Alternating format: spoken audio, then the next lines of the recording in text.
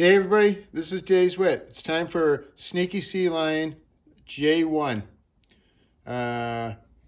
Japan is, for turn one, is just only going to stay at war with China. They're not going to declare on the Soviets, the U.S., UK, or ANZAC. For their buy, they bought one transport and one naval base. I know everyone for Japan, if they're going for Calcutta, they like to buy naval base and air base on turn 2. I'm here to show you, buy the naval base turn 1. I'll show you why. Anyway, we got one battle. Whole bunch of planes and 2 guys against at Hunan. I'm going to be working on a new strategy where Japan doesn't go after the Burma Road. It just lets China keep it. And we'll deal with them later in the game. Because, as I've learned, what normally happens, Japan takes Yunnan, China takes it back. Japan takes it back again, then China takes it back, and then Japan doesn't have anybody left in China to fight. So I'm going to try to conserve my forces in China because I have plans for the north, and I want to make sure I have enough guys to hold it. But let's do this battle here. We got 3 boost attacks, 3 fighters, 2 men. There's the attacks. There's the fighters. There's the 2 men.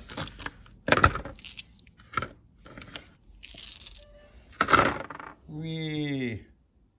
So I got 1, 2, 3, 4 hits. I only needed 2. Chinese got 2 back at 2. They missed. All right, cool. Let me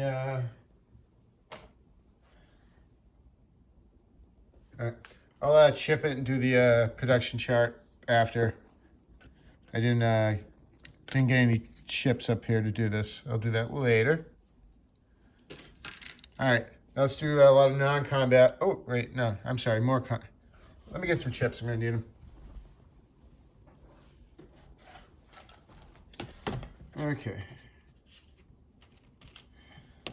This guy. So Japan's gonna go up 1. China's gonna go down 1. China's at 11. Japan is at 27. Let's see. Let's see.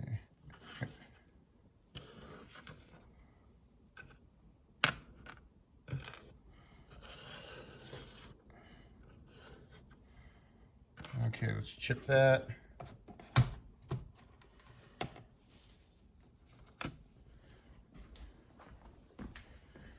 Japan's up to 28.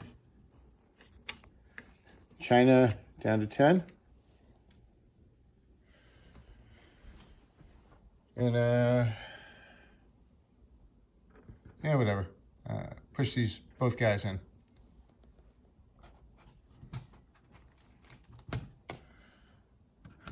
So Japan's up another 1.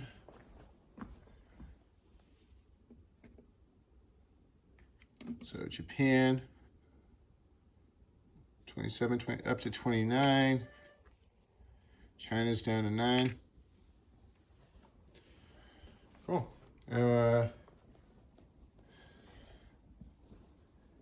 These boats in the Carolina Islands. 1, 2, they're going outside of Borneo. The destroyer's coming too. Let's see, this transport here is going to pick up guy in artillery. And they're going to stay on the boat.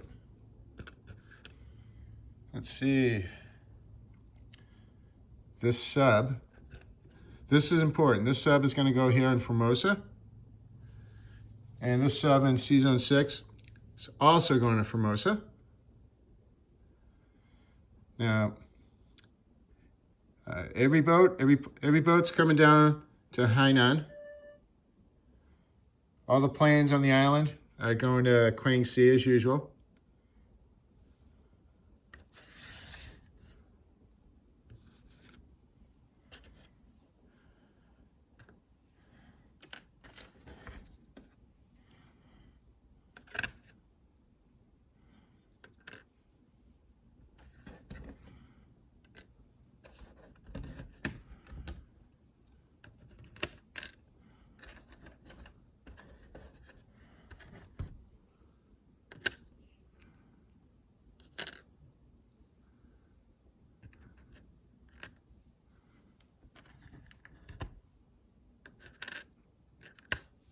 I'm going to chip those all up to make them cleaner when I'm done with the video.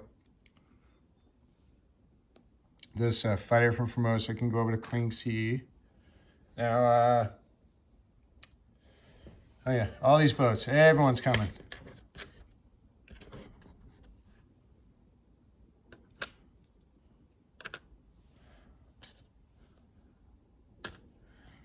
And each transport's picking up 2 things. This guy's getting a guy and a artillery.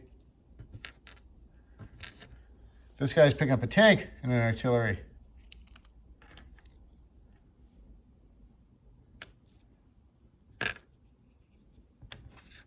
This battleship, they're all coming. Everybody, actually, I put that destroyer there. So I moved basically my entire fleet to Hainan, except for the Caroline Islands fleet, which went there. And the 2 subs I put in Formosa, and I'm going to show you why. So we're going to place our units. The transport, it's going to go in Sea Zone 6, obviously. And the naval base, it's going to go where it always goes, Hainan.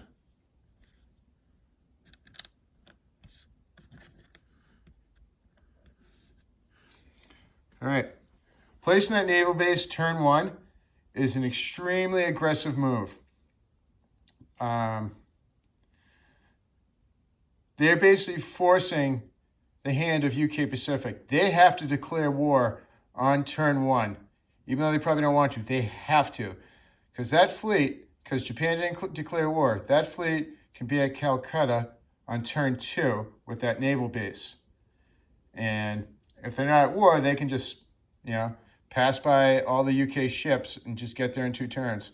So UK Pacific is going to be forced to declare war turn 1 so they can set up their ships as blockers to try to, delay their advance to Calcutta. Which is why I placed the 2 subs there, not with the fleet, because that's a convoy zone for Kwang Tung. You can convoy up to 3. That's also why I sent these boats to Borneo. It's a convoy zone. You can convoy up to 4. So,